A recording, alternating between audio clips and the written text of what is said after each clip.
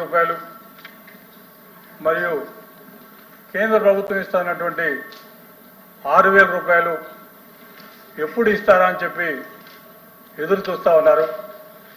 కాబట్టి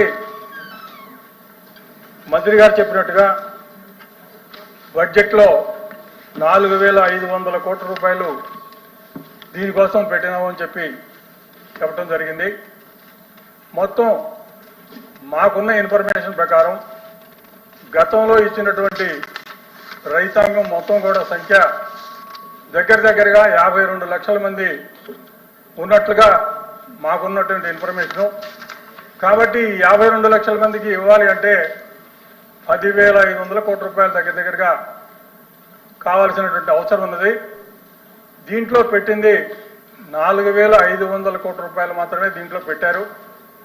మరి ఈ మొత్తానికి ఇవ్వడం కోసం మీరు చెప్పినటువంటి సంఖ్యకు కూడా ఈ 4,500 కోట్ల రూపాయలు సరిపోనటువంటి పరిస్థితి. మీరు చెప్పినటువంటి 20,000 రూపాయలు కేంద్ర ప్రభుత్వం ఇస్తానన్నటువంటి 6,000 రూపాయలు కలిసి 26,000 రూపాయలు ప్రతి రైతుకి ఎప్పటి నుంచి ఇస్తారు? రెండోది, మీరే చెప్పారు కౌలు రైతులందరికీ కూడా మేము ఈ పథకాన్ని వర్తిస్తాము అని చెప్పి. కౌలు రైతులు భూ యజమాని దగ్గర నుంచి భూ యజమాని యొక్క అంగీకారం లేకుండా మేము కౌలు రైతులను గుర్తిస్తామని చెప్పి కూడా మీరు చెప్పడం జరిగింది. దానికి సంబంధించినటువంటి చట్టాన్ని కూడా తీసుకొస్తున్నామన్నారు. కాబట్టి భూ యజమాని అవసరం లేకుండా కనుక కౌలుదారును గుర్తించే పరిస్థితి అయితే ఈ సంఖ్య రెట్టింపు అవుద్ది.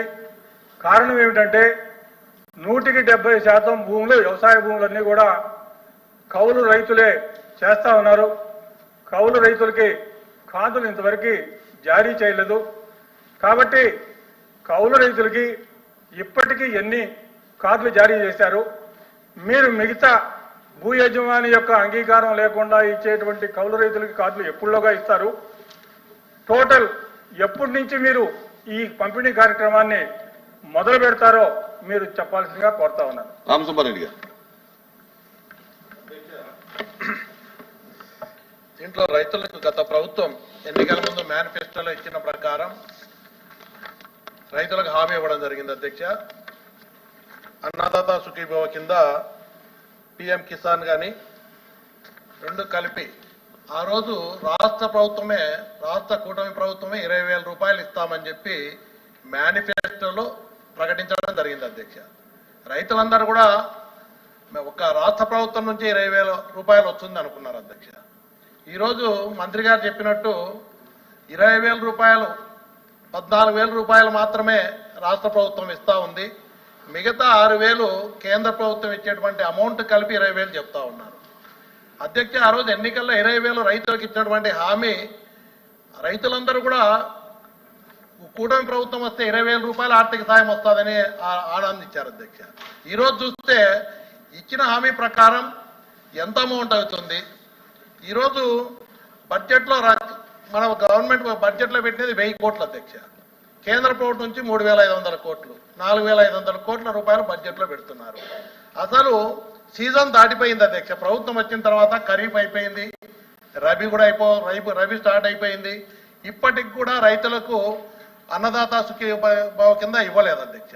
ఈరోజు ఈ సంవత్సరంలో రైతులకు పూర్తిగా మీరు హామీ ఇచ్చిన ప్రకారం చెల్లిస్తారా లేదా? ఎంత అమౌంట్ అవుతుంది? లబ్ధిదారుల సంఖ్య కూడా గత ప్రభుత్వంలో 52 లక్షల మంది రైతులకు లబ్ధి చేకూర్చడం అయింది అధ్యక్ష. అదేవిధంగా మీరు చూస్తే అధ్యక్ష, రైతులకు ఈ విధంగా వాళ్ళు చెప్పడం కాకుండా ఇన్సూరెన్స్ కింద ప్రతి ఎకరాకు దాదాపు 500 నుంచి 600 రూపాయలు అదనంగా భారం పడతా ఉంది.